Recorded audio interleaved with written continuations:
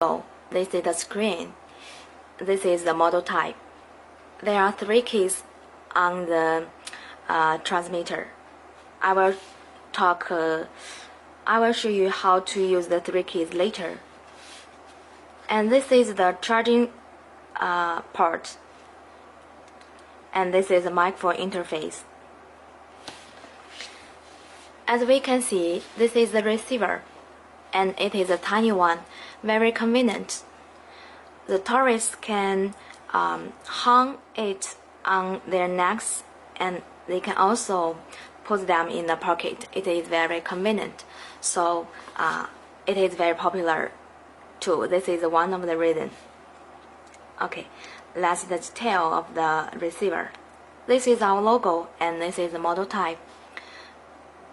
Receiver, and this is the 3 keys. The color is white with black, so very fashion design. A charging interface, and this is the 2 holes can I used for the lanyard, and this is earpiece interface. You can see that.